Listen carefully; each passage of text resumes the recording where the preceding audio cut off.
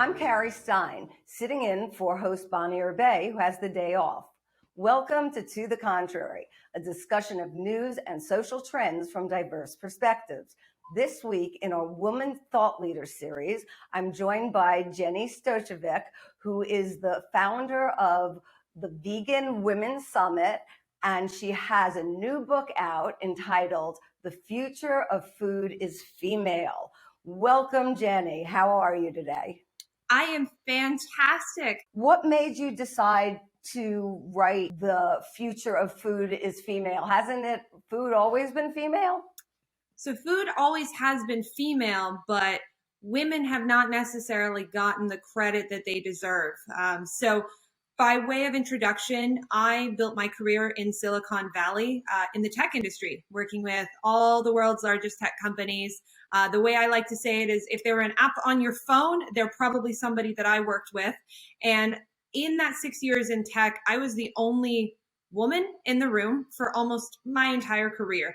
And as I saw food beginning to be the next big tech industry, I noticed that same trend. So I wanted to make sure that we are creating a more diverse and equitable future of food as it really becomes one of the mainstream areas of investment. How does tech and food go together? We are on the brink of 8 billion people on this planet. We are, heading towards a population of 10 billion. And quite frankly, with the rate of consumption of animal products that we have in this industry, there's a lot of things that we've seen, particularly in the pandemic, where the food system is starting to break. It's really starting to show its inefficiencies. So technology is a big way that we can improve and create a more sustainable future.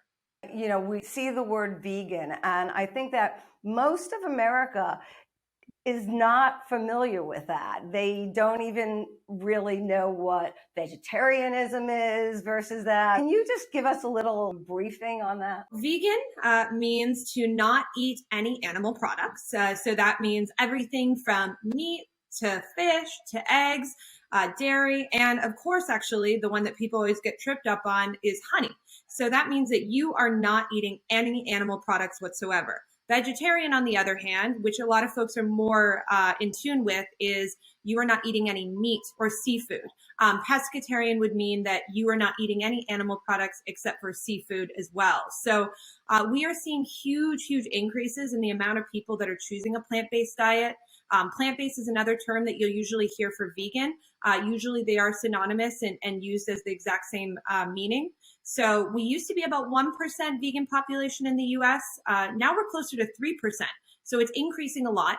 And it's also increasing a lot in certain demographics, which we can talk a little bit more about. Is it more of the younger people, millennials, Gen Xers, Gen Ys? Do you think that they will lead us down the path to no abuse of animals? So there's a lot to unpack here. And this is one of the things that's so exciting about what we do at Vegan Women's Summit. We have so much data around why people are interested in a plant-based diet. So our big conference that we just had this past Friday, we had over 800 people come. Almost a third of them were not yet vegan. So there's a lot of people that are increasingly interested in eating more plant-based. Roughly about 50% or so of Americans are now choosing to eat plant-based proteins as a regular part of their diet. So that's across all age groups. But when we get into the more specifics, Gen Zers are definitely leading the way. Gen Zers are the very first generation to get comprehensive climate change education. This is something that I talk a little bit about in my book. So when millennials were in high school, only about 40% of the media affirmed climate change is real. But by the time that Gen Zers were in high school, more than 90% affirmed it is real. So this generation is really the first generation to connect what we eat and what we are seeing happen to our planet. We are, of course, seeing some Xers and boomers as well that are getting interested in the plant-based space. That tends to be more for personal health. Overall, personal health remains the number one reason why people choose a plant-based diet. Why do you believe the future of food is female? Are there more women in that space? Are there more women who are interested in food and food technology? So there's two reasons I believe it. First and foremost, historically speaking, women and the food system have been so intertwined. We have been, as we kind of saw early on, we were the ones in our homes preparing food, but even from a business perspective, the very first vegetarian restaurant in North America back in the 1800s, before you could even own a business as a woman, was run by a woman, a suffragette, in fact, who was a huge proponent for voting rights, at the time in the late 1800s. And so we have historically been a huge part of that. And the other reason why the future of food is female is, quite frankly, the food system, which we now see is broken, has largely been created by men, largely white men. And so we have no choice but to let's see what we can do if we bring more women into the space, if we bring more women of color into the space, if we give them the resources and the attention that they need to really take their solutions to the forefront, take them to the market. Let's kind of take a step back and see what happens when women lead. So you had obviously a lot of women at the Vegan Women's Summit. And what sorts of things did you discuss, and did you talk a little bit about the obstacles to being vegan? Absolutely. So we touch on a wide range of topics because we believe that we can inspire every woman in this world, all nearly 4 billion of us, to bring compassion to your career, no matter what you do. Whether you're an actress or a celebrity that's advocating in Hollywood, whether you are a CEO that's building one of the solutions that we need, we think that women all have the ability to make the world a kinder, more sustainable place. So we had talks from everything about, how can you talk to your family, especially if you're from a different culture. A lot of women of color come from families where veganism is not even a concept that's ever been discussed, right? So the Korean vegan, Joanne Lee Molinaro, she's one of the most famous in this space, spoke about that. We also spoke with executives at places like Impossible Foods, talking about how companies can be a part of that change. So we believe that every single industry has the ability to make a meaningful difference in the food system, and how can we bring all those conversations and those women and their talents together. Are there any stories about female leaders in technology, in food technology, the inequities that women face that you could share with us? Gender bias has been real when it comes to food tech investing.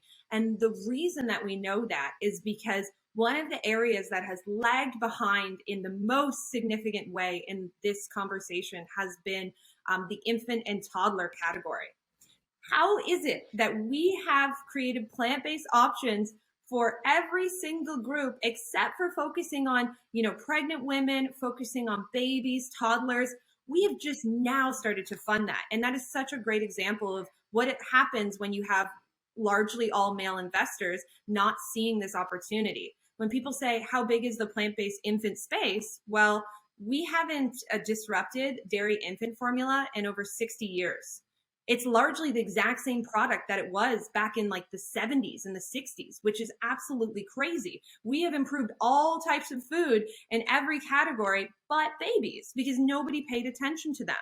100% of us were babies. So the category is actually quite huge. 90% of babies that are Black, that are born in America, will not be able to consume dairy. So there's entire swaths of the population that are not getting served by the products that currently exist. Do you think you could keep women very involved in this space? There's a lot we can do, but I do want to touch upon the last remark you made. Going into the school system is huge. Making sure that we are developing palettes that are more plant-based facing from the early stages is so important. There's actually one company that I work with that's done a ton of research showing that your taste buds, as you're developing in those first, 6 to 12 months, if you're given a ton of, sugary dairy products and things like that, and you're not given more plant-based, healthier options, it can actually set you on the wrong path for life, because you'll have overdeveloped taste buds that crave sugar, and then you're more likely to become a type 2 diabetic and all kinds of other things. So the earliest stages are so important. The school system is so important. But to a broader perspective, how can we make sure that women are leaders in this space? Well, first off, we need to give them money. 97% of all venture capital in the world goes towards male founders, right? Less than 3% goes to women founders. That's so shocking to think, right? And then on top of that, 0.54% goes to women founders of color. So we are just missing huge investment opportunities. And that is also considering the fact that women return better valuations. So if you're an investor, it makes sense to put your money on women founders because they perform better than male founders.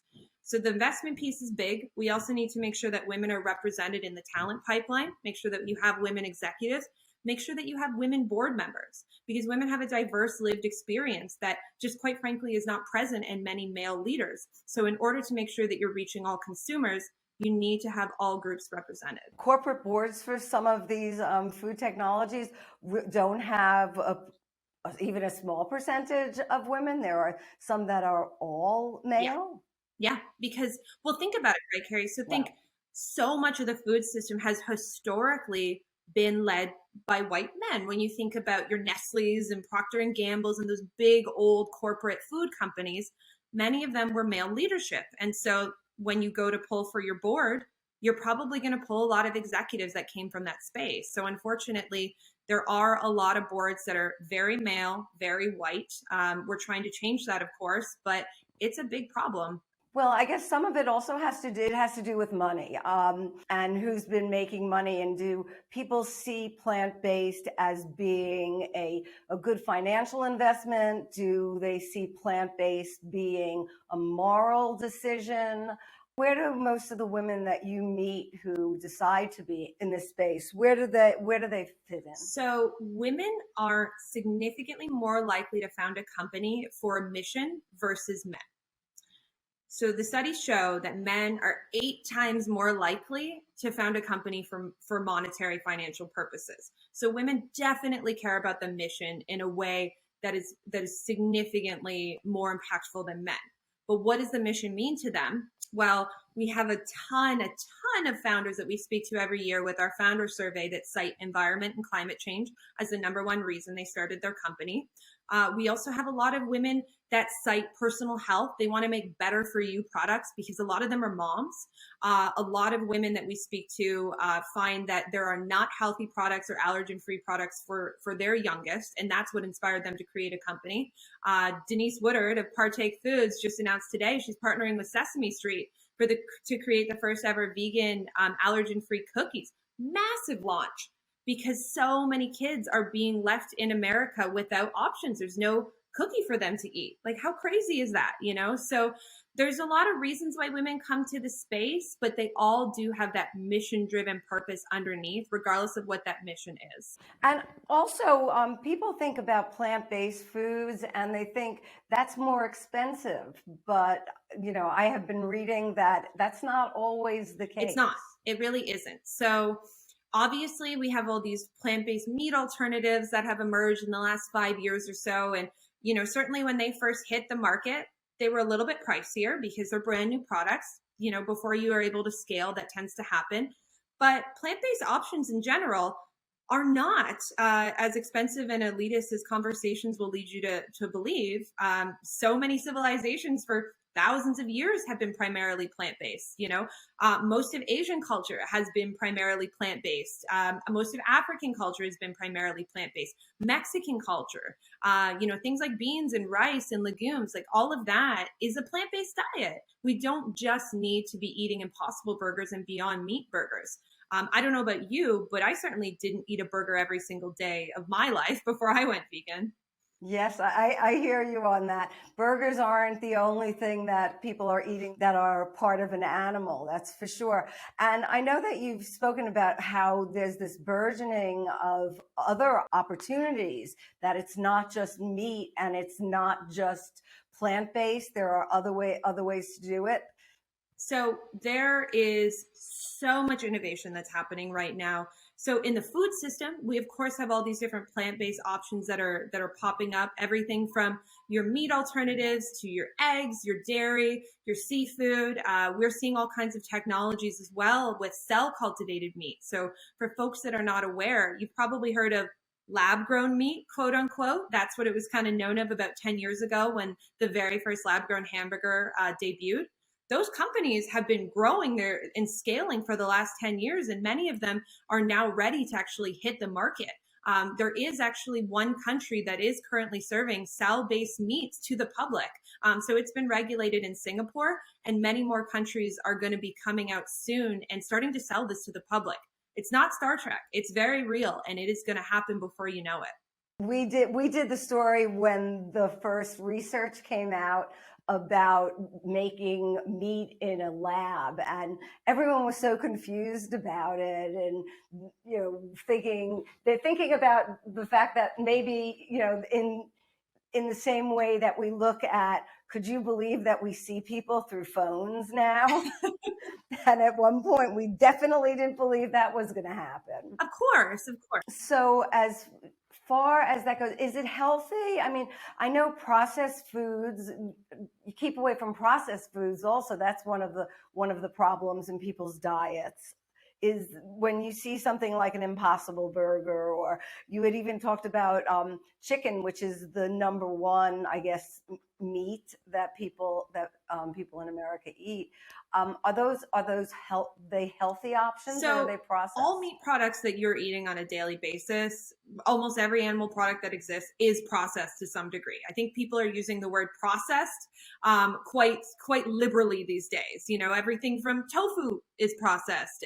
Any sort of meat that you have eaten probably in America that has come from a grocery store is processed. So are these meat alternatives processed too? Yes, by definition they are, just like most foods that we eat.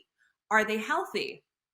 Well, they certainly contain no trans fats. They don't have cholesterol like an animal product does. No plant-based products contain cholesterol. That's a fun fact for you. Only animal products actually do contain it because it comes from an animal.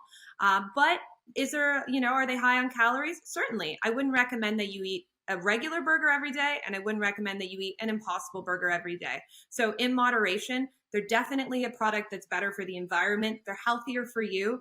And if you're able to add them into your diet as a way to reduce your meat consumption, I absolutely recommend it. At the Vegan Women's Summit, were there also vendors or people talking about the use of animals for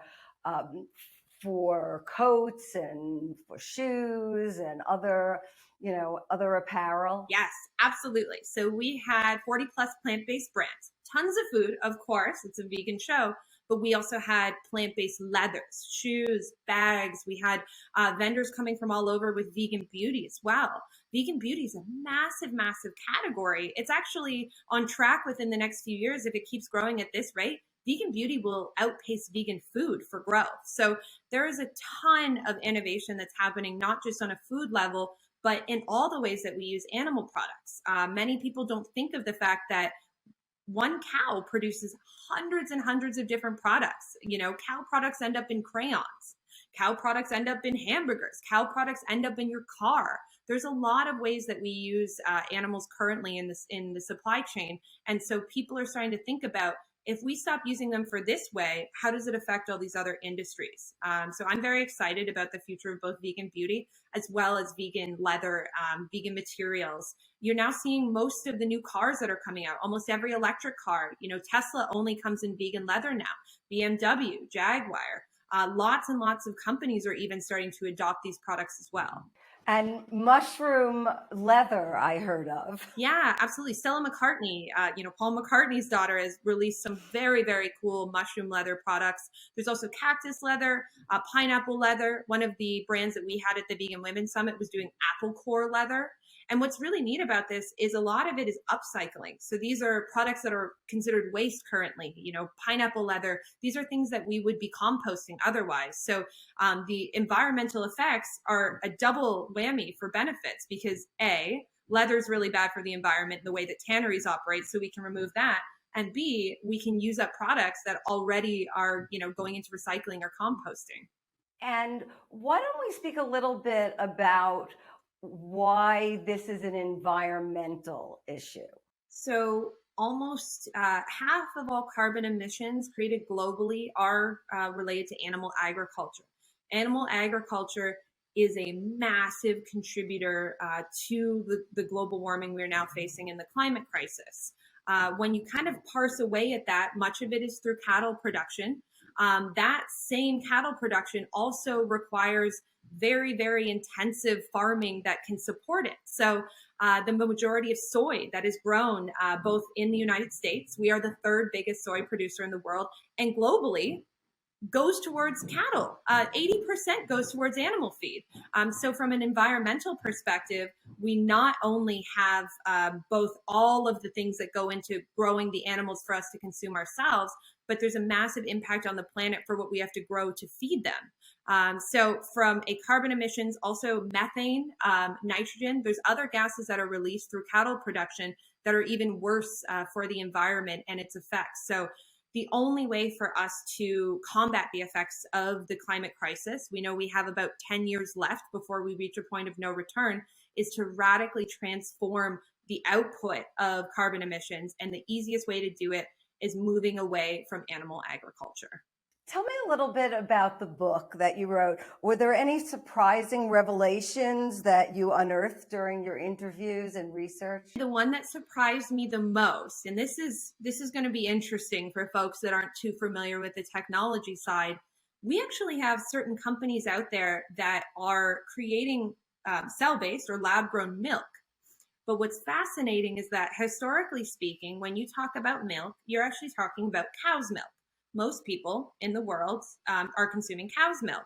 We have the ability with technology that we can actually start consuming milk that's specific to us. So there is companies out there that are creating human milk in a lab, whether it's breast milk for babies or whether it's products that you would normally have a dairy component in. They're now partnering with brands all around the world to make a human milk component to go in them.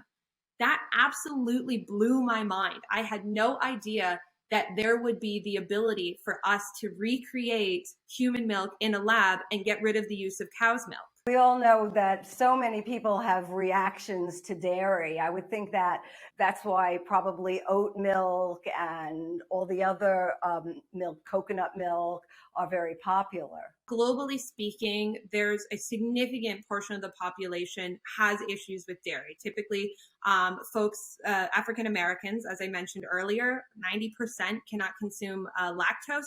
Also, the Asian population, there's parts of this world where it is not normalized to consume dairy as we have been for the last few decades.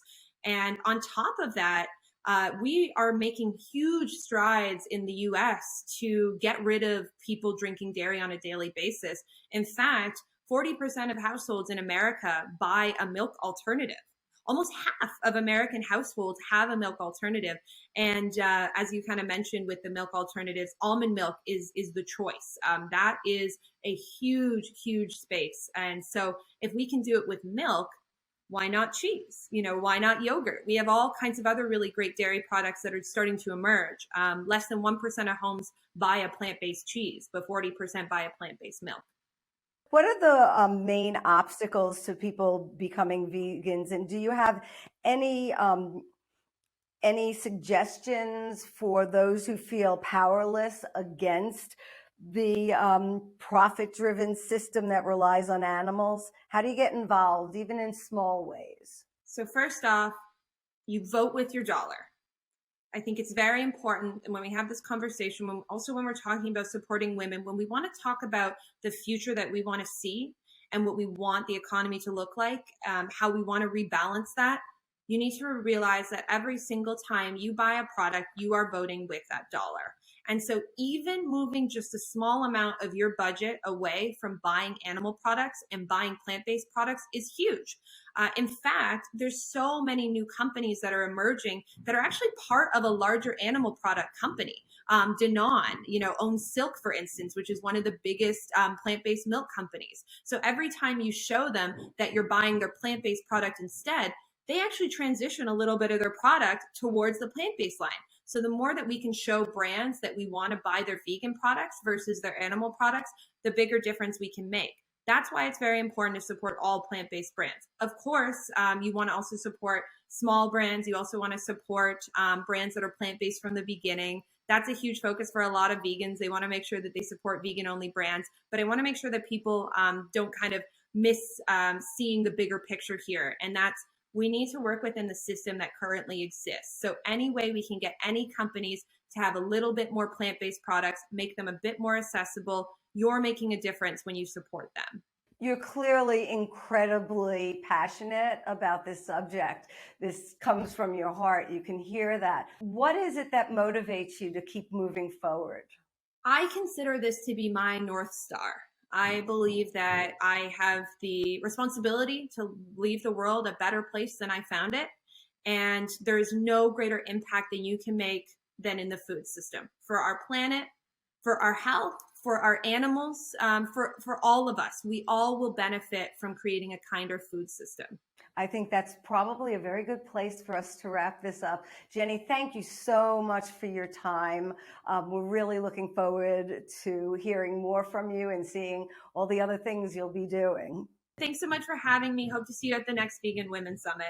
Okay, coming. That's it for this edition. Let's keep the conversation going on Twitter, Facebook, and Instagram, and visit our website, pbs.org/tothecontrary. And whether you agree or think to the contrary, see you next time. Funding for To the Contrary provided by the E. Rhodes and Leona B. Carpenter Foundation, the Park Foundation, and the Charles A. Freoff Foundation. For a transcript or to see an online version of this episode of To the Contrary, please visit our PBS website at pbs.org/To the Contrary. Be more. PBS.